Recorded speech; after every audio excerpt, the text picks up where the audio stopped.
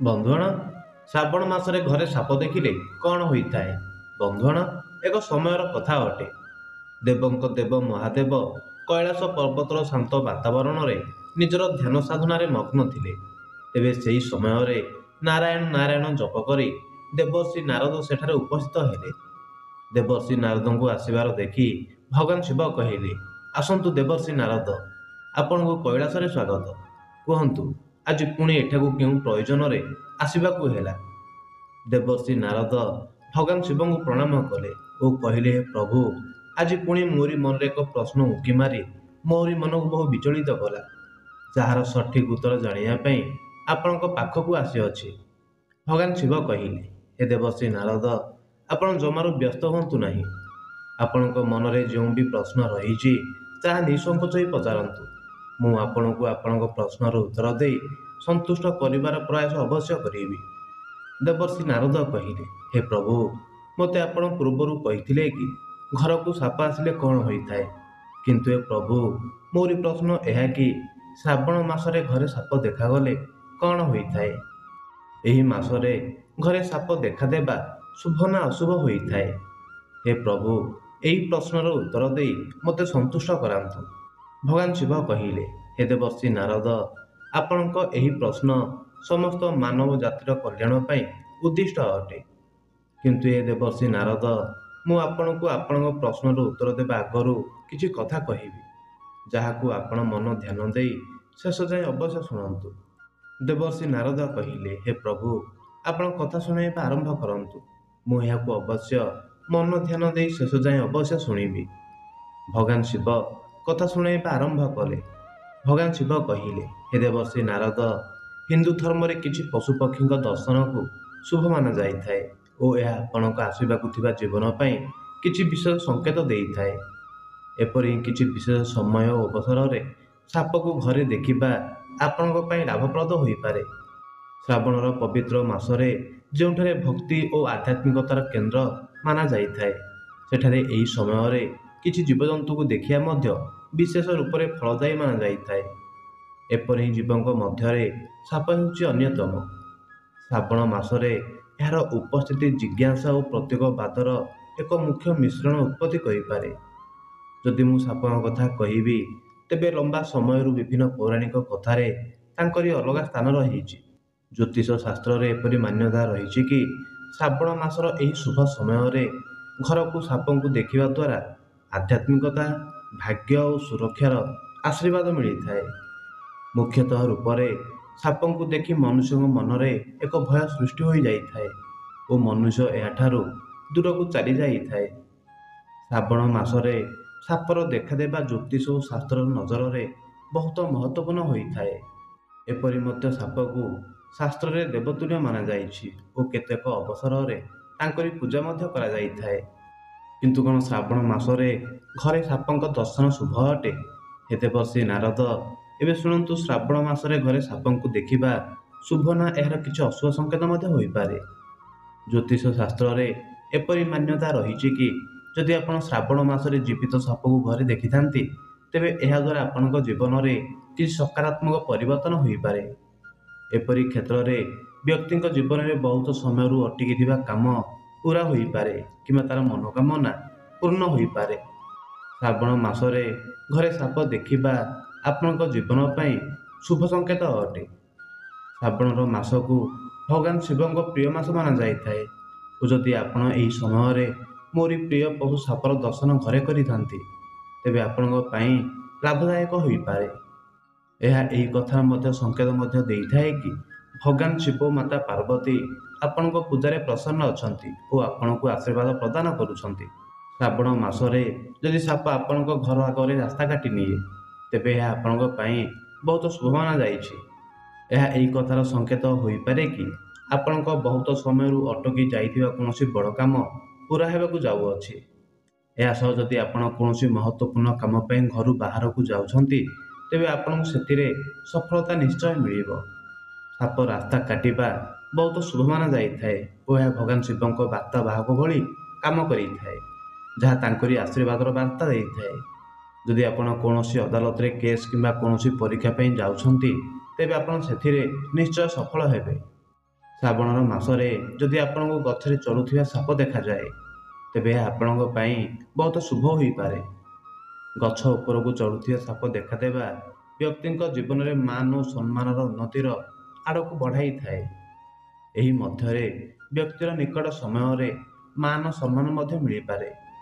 ଆପଣ ଅନ୍ୟଙ୍କ ମଧ୍ୟରେ ନିଜର ଏକ ଅଲଗା ସ୍ଥାନ ବନେଇବାରେ ସଫଳ ହେବେ ଓ ଯେଉଁ ଲୋକଙ୍କ କୌଣସି କାମ ବହୁ ସମୟରୁ ଅଟକି ରହିଛି, ତାହା ପୂରା ହେବାର ମଧ୍ୟ ଯୋଗ ବନେଇବ। ସାପକୁ ଗଛରେ ଚଢ଼ୁଥିବା ଦେଖିବା ଆପଣଙ୍କ ପ୍ରଗତିକୁ ଦର୍ଶାଇଥାଏ। ଶ୍ରାବଣ ମାସରେ ଯଦି ଆପଣଙ୍କ ପୂଜା ଘର ଶିବଲିଙ୍ଗରେ କିମ୍ବା ମନ୍ଦିରର ଆଖପାଖରେ ସାପ ଦେଖାଯାଏ, ତେବେ ଏହା ଆପଣଙ୍କ ଜୀବନରେ କେତେ ଲାଭ ଦେଇଥାଏ। ଏହା କୌଣସି ବ୍ୟକ୍ତିକୁ ଜୀବନରେ କୌଣସି ମହତ୍ତ୍ୱପୂର୍ଣ୍ଣ ବ୍ୟକ୍ତି ସହ ସାକ୍ଷାତ କରିବାର ବତାଇଥାଏ। ଆଗାମୀ ସମୟରେ ଆପଣ କୌଣସି ଏପରି ବ୍ୟକ୍ତିଙ୍କ ନିକଟତର ହୋଇପାରିବେ, ଯାହା ଆପଣଙ୍କୁ କୌଣସି ବଡ଼ ଲାଭ ହେବାର ସଂକେତ ମିଳିଥାଏ। ଏହା ସହ କୌଣସି ପ୍ରତିଷ୍ଠିତ ବ୍ୟକ୍ତି ଆପଣଙ୍କ ବେପାରରେ ସାହାଯ୍ୟ କରିପାରେ। କଥାକୁ ଆଗକୁ ବଢ଼ାଇ ଭଗବାନ ଶିବ କହିଲେ, ହେ ଦେବର୍ଷି ନାରଦ, ସେପରି ମଧ୍ୟ ଶ୍ରାବଣ ମାସରେ ଘରେ ସାପ ଦେଖିବା ମୁଖ୍ୟ ରୂପରେ ସକାରାତ୍ମକ ହିଁ ରହିଥାଏ। କିନ୍ତୁ ସାପଙ୍କ ଅଲଗା ରଙ୍ଗର ହିସାବ ଦ୍ୱାରା ମଧ୍ୟ ଆପଣଙ୍କୁ ତାର ଫଳ ଅଲଗା ମଧ୍ୟ ମିଳିପାରେ। ଯେପରି ଘରେ ଧଳା ରଙ୍ଗର ସାପ ଦେଖିବା ଆପଣଙ୍କୁ ଧନ ଲାଭ ବିଷୟରେ ବତାଇଥାଏ। ହଳଦିଆ ସାପ ଆପଣଙ୍କୁ ଚାକିରି ବା ବେପାରରେ ପରିବର୍ତ୍ତନର ସଂକେତ ଦେଇଥାଏ। ଯଦି ଆପଣଙ୍କୁ ଶ୍ରାବଣ ମାସରେ ସବୁଜ ରଙ୍ଗର ସାପ ଘରେ ଦେଖାଦିଏ, ତେବେ ଆପଣଙ୍କୁ ଆସିବାକୁ ଥିବା ସମୟରେ କୌଣସି ବଡ଼ ଅବସର ମିଳିପାରିବ। ଆପଣ ନିଜ ଜୀବନରେ ସଫଳତା ହାସଲ କରିପାରିବେ ଓ ସମୁଦ୍ର ଯୋଗ ବନେଇବ। ସବୁଜ ରଙ୍ଗର ସାପ ଆପଣଙ୍କ ଜୀବନରେ ନୂଆ ଅବସରର ସଂକେତ ଦେଇଥାଏ। ଯଦି ଆପଣ ଶ୍ରାବଣ ମାସରେ ଘରେ ମରିଯାଇଥିବା ସାପକୁ ଦେଖିଥାନ୍ତି, ତେବେ ଆପଣଙ୍କୁ ଏହାର କିଛି ଅଶୁଭ ଫଳ ମିଳିଥାଏ। ଏହା ଆପଣଙ୍କ ଜୀବନରେ ଆସିବାକୁ ଥିବା କୌଣସି ବଡ଼ ସଙ୍କଟର ସଂକେତ ଦେଇଥାଏ। ଏପରି ପରିସ୍ଥିତିରେ ଆପଣଙ୍କ ଉପର ଭବିଷ୍ୟରେ କୌଣସି ବଡ଼ ସଙ୍କଟ ଆସିପାରିବ ଓ ଆପଣଙ୍କୁ କୌଣସି ବି ଅଶୁଭ ଫଳରୁ ବଞ୍ଚିବା ପାଇଁ ରୁଦ୍ରାଭିଷେକ କରିବା ପାଇଁ ଉପଦେଶ ଦିଆଯାଇଥାଏ। ଯଦି ଆପଣଙ୍କୁ ଶ୍ରାବଣ ମାସରେ ଘରେ ସାପର ଦର୍ଶନ ହୋଇଥାଏ, ତେବେ ଏହା ଆପଣଙ୍କ ଜୀବନ ପାଇଁ କିଛି ଶୁଭ ଓ ଅଶୁଭ ଫଳ ପ୍ରଦାନ କରିଥାଏ। ପୁଣି ଭଗବାନ ଶିବ ଆଗକୁ କହିଲେ, ହେ ଦେବର୍ଷି ନାରଦ, ଶ୍ରାବଣ ସୋମବାର ଦିନ ରାସ୍ତାରେ ସାପକୁ ଦେଖିବାର ଅର୍ଥ କି ଆପଣଙ୍କ ଉପରେ ମା ଲକ୍ଷ୍ମୀଙ୍କ କୃପା ବର୍ଷିବାକୁ ଯାଉଛି ଓ ମହାଦେବଙ୍କ କୃପା ମଧ୍ୟ ଆପଣଙ୍କ ଉପରେ ବନି ହୋଇ ରହିଛି। ଏହାର ଅର୍ଥ କି ଆପଣଙ୍କୁ ଚାକିରିରେ ଉନ୍ନତି ମଧ୍ୟ ମିଳିପାରିବ ଓ ଘରେ ଧନର ପ୍ରଭାବ ବଢ଼ିପାରିବ। ଯଦି ଶ୍ରାବଣ ମାସରେ ସ୍ୱପ୍ନରେ ଆପଣଙ୍କୁ ତ୍ରିଶୂଳ, ସାପ କିମ୍ବା ଅର୍ଦ୍ଧଚନ୍ଦ୍ର ଦେଖାଯାଇଥାଏ, ତେବେ ବୁଝି ନିଅନ୍ତୁ କି ମହାଦେବ ଆପଣଙ୍କ ଠାରୁ ବହୁତ ପ୍ରସନ୍ନ ଅଛନ୍ତି। ଏହାର ଅର୍ଥ କି ଶୀଘ୍ର ହିଁ ଆପଣଙ୍କ ହାତରେ କୌଣସି ବଡ଼ କାମ ହେବାକୁ ଯାଉଅଛି କିମ୍ବା କୌଣସି ବଡ଼ ଉତ୍ତରଦାୟିତ୍ୱ ମଧ୍ୟ ଆପଣଙ୍କୁ ମିଳିପାରିବ। ଜ୍ୟୋତିଷ ଶାସ୍ତ୍ର ଅନୁସାରେ ଶ୍ରାବଣ ମାସର ସୋମବାର ଦିନ ଶିବ ମନ୍ଦିର ଭିତରେ ସାପକୁ ଦେଖିବା ଶୁଭ ମାନାଯାଇଥାଏ। ଏହାର ସଂକେତ କି ଆପଣଙ୍କ ଜୀବନର ସବୁ କଷ୍ଟ ଅସୁବିଧା ଏବେ ଶେଷ ହେବାକୁ ଯାଉଅଛି।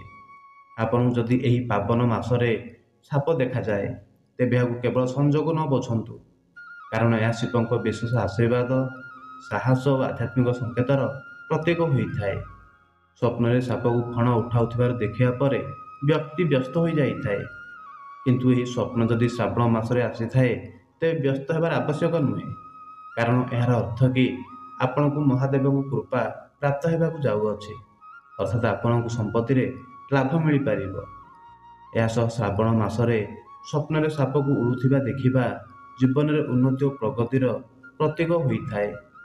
ପୁଣି କଥାକୁ ଆଗକୁ ବଢ଼ାଇ ଭଗବାନ ଶିବ କହିଲେ, ହେ ଦେବର୍ଷି ନାରଦ, ଯଦି ଶ୍ରାବଣ ମାସରେ ସ୍ୱପ୍ନରେ କଳା ସାପ ଦେଖାଯାଇଥାଏ, ତେବେ ଏହା ଧନ, ସମୃଦ୍ଧି ଓ ସଫଳତାର ପ୍ରତୀକ ହୋଇପାରେ। ଏହା ଭଗବାନ ଶିବଙ୍କ କୃପା ଓ ଜୀବନରେ ଖୁସିର ମଧ୍ୟ ସଂକେତ ଦେଇଥାଏ। ଆଉ କିଛି ମାନ୍ୟତା ଅନୁସାରେ କଳା ସାପ ଖରାପ ସମୟ, ବିପଦର ଡର କିମ୍ବା ନକାରାତ୍ମକ ଉର୍ଜାର ପ୍ରତୀକ ହୋଇପାରେ। ଏହା ଶତ୍ରୁ, ଷଡ଼ଯନ୍ତ୍ର କିମ୍ବା ବେମାରର ମଧ୍ୟ ସଂକେତ ଦେଇଥାଏ। କିଛି କ୍ଷେତ୍ରରେ ଏହା କାଳସର୍ପ ଦୋଷ କିମ୍ବା ଅନ୍ୟ ଗ୍ରହ ଦୋଷର ମଧ୍ୟ ସଂକେତ ହୋଇପାରେ। ଶ୍ରାବଣ ମାସରେ ଘରେ ସାପର କାତି ଦେଖିବା ମଧ୍ୟ ଶୁଭ ମାନାଯାଇଥାଏ, ଯାହା ଜୀବନରେ ନକାରାତ୍ମକ କଷ୍ଟରୁ ମୁକ୍ତି ମିଳିବାର ସଂକେତ ମଧ୍ୟ ଦେଇଥାଏ। ଯଦି ଆପଣଙ୍କ ଘରେ ଶ୍ରାବଣ ମାସରେ ସାପ ଦେଖାଯାଏ, ତେବେ ତାକୁ ନ ମାରିବା ଉଚିତ, ବଳିକି ତାକୁ ବିନା କ୍ଷତ ପହଞ୍ଚାଇ ଘରୁ ବାହାର କରିବାର ପ୍ରୟାସ କରିବା ଉଚିତ। ଶ୍ରାବଣ ମାସରେ ସାପଙ୍କ ମିଳନ ଦେଖିବା ଦ୍ୱାରା ସୌଭାଗ୍ୟର ପ୍ରାପ୍ତି ହୋଇଥାଏ। ଯଦି ଆପଣଙ୍କୁ ସାପର କାତି ମିଳିଥାଏ ତେବେ ତାକୁ ନିଜର ଘରେ ରଖିପାରିବେ। ମାନ୍ୟତା କି ଏହାଦ୍ୱାରା ଧନର କମ୍ ହୋଇନଥାଏ ଓ ଖରାପ ନଜରରୁ ମଧ୍ୟ ବଞ୍ଚାଯାଇପାରିବ। କଥାକୁ ସମାପ୍ତ କରି ଭଗବାନ ଶିବ କହିଲେ, ହେ ଦେବର୍ଷି ନାରଦ, ଆଶା କରୁଛି ଏହି କଥାର ମାଧ୍ୟମରେ ଆପଣଙ୍କୁ ଆପଣଙ୍କ ପ୍ରଶ୍ନର ଉତ୍ତର ମିଳିଯାଇଥିବ। ଦେବର୍ଷି ନାରଦ କହିଲେ, ହେ ପ୍ରଭୁ ଭୋଳାନାଥ, ଆପଣଙ୍କ ମୁଖରୁ ଏହି କଥା ଶୁଣି ମୁଁ ଧନ୍ୟ ହୋଇଗଲି। ହେ ପ୍ରଭୁ, ଆପଣଙ୍କ ଏହି କଥାର ମାଧ୍ୟମରେ ମୋତେ ମୋରି ପ୍ରଶ୍ନର ଉତ୍ତର ମିଳିଗଲା। ହେ ପ୍ରଭୁ ଶିବଶଙ୍କର, ଆପଣଙ୍କ ଏହି କଥାକୁ ମୁଁ ପୁରା 3 ଲୋକରେ ପ୍ରଚାର ଅବଶ୍ୟ କରିବି। ବନ୍ଧୁଗଣ, ଆଶା କରୁଛି ଏହି କଥାଟି ଆପଣଙ୍କୁ ନିଶ୍ଚୟ ପସନ୍ଦ ଆସିଥିବ। ଯଦି ଆପଣଙ୍କୁ ଏହି କଥାଟି ପସନ୍ଦ ଆସିଥାଏ ତେବେ କମେଣ୍ଟ ବକ୍ସରେ ହର ହର ମହାଦେବ ନିଶ୍ଚୟ ଲେଖିଦିଅନ୍ତୁ। ଏହା ସହ ଭିଡ଼ିଓକୁ ଲାଇକ୍ କରି ଆମର ୟୁଟ୍ୟୁବ୍ ଚ୍ୟାନେଲକୁ ସବସ୍କ୍ରାଇବ୍ କରିଦିଅନ୍ତୁ। ଧନ୍ୟବାଦ।